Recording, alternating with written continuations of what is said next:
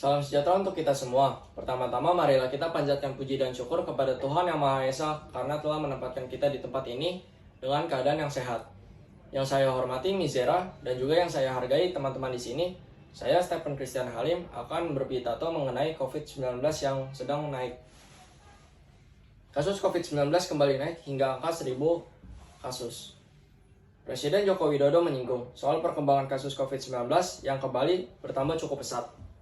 Sempat melandai, kasus COVID-19 kini melonjak di angka hingga 1.000 orang. Menanggapi itu, Presiden Joko Widodo menilai bahwa Indonesia belum lepas yang namanya COVID-19. Menjadikan semuanya tidak pasti kembali.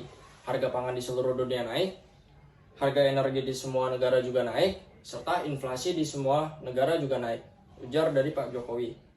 Kementerian Kesehatan juga menemukan bahwa varian virus COVID-19 baru, yakni subvarian BA4 dan BA5, menjadi salah satu biang kerok yang membuat kasus infeksi di Indonesia melonjak naik.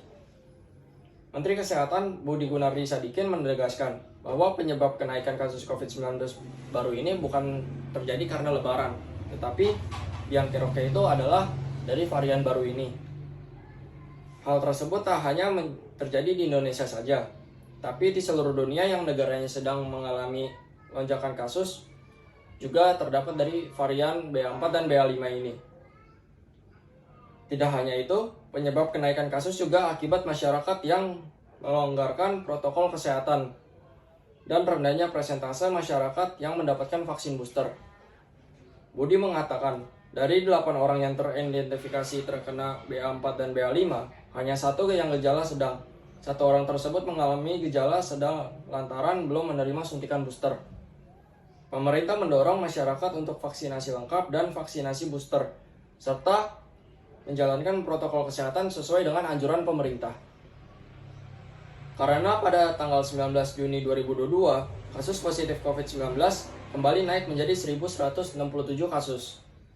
Untuk jumlah kasus aktif di Indonesia pada siang hari tanggal 19 Juni 2022, yang dicatat Satgas COVID ada 8.594 kasus.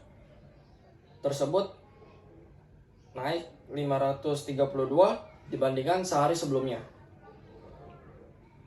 Selain mendorong masyarakat untuk vaksinasi lengkap, pemerintah juga berencana menghentikan pemberlakuan pembatasan kegiatan masyarakat atau yang biasa kita sebut adalah PPKM. Untuk saat ini, pemerintah masih terus menjalankan evaluasi. Dari total penambahan kasus COVID-19 yang tercatat dalam 24 jam terakhir, dijelaskan bahwa 19 provinsi menyumbang kasus harian, dengan Jakarta yang melejit di angka 730 kasus dan makin bertambah. Dr. Alexander Ginting mengatakan bahwa tren peningkatan kasus COVID-19 ada beberapa faktor, yaitu habis liburan panjang, mobilitas yang tinggi, pelonggaran persyaratan perjalanan karena sudah vaksinasi, dan adanya varian baru COVID-19 ini. Menurutnya, kembalinya naik kasus COVID-19 mirip dengan peristiwa saat kemunculan virus COVID-19 dengan tipe Delta pada tahun 2021 lalu. Wiku Adhisa Smito selaku juru bicara pemerintah untuk penanganan COVID-19 juga mengatakan terdapat penyesuaian kebijakan untuk pelaksanaan kegiatan berskala besar menyusul tren kenaikan COVID-19. Pertama, kegiatan harus memenuhi protokol kesehatan dan ketentuan kapasitas. Yang kedua, penyelenggaraan kegiatan juga harus menyiapkan tim protokol kesehatan dengan prosedur yang berlaku. Yang ketiga, penyelenggara juga harus memastikan tersedianya sarana dan prasarana, misalnya ada tes suhu di depan pintu masuk dan juga scan barcode QR Peduli Lindungi. Yang terakhir, penyelenggara harus memiliki mekanisme testing atau pemeriksaan COVID-19 yang memadai.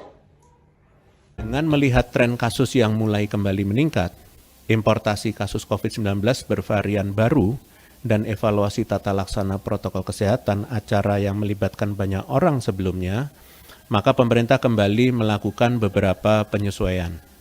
Salah satu upaya antisipasi yang diambil yaitu melakukan penyesuaian pengaturan kegiatan berskala besar di masa pandemi COVID-19.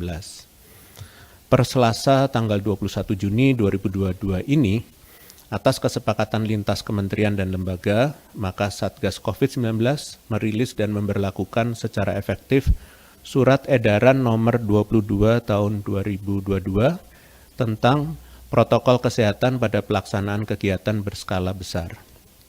Surat edaran nomor 20 ini akan mengatur acara yang dihadiri secara fisik oleh lebih dari 1.000 orang dalam waktu dan lokasi tertentu yang sama baik dalam maupun luar ruang. Sekian dari pidato yang dapat saya sampaikan pada hari ini. Saya mohon maaf apabila ada kesalahan kata yang saya ucapkan. Sekian dan terima kasih.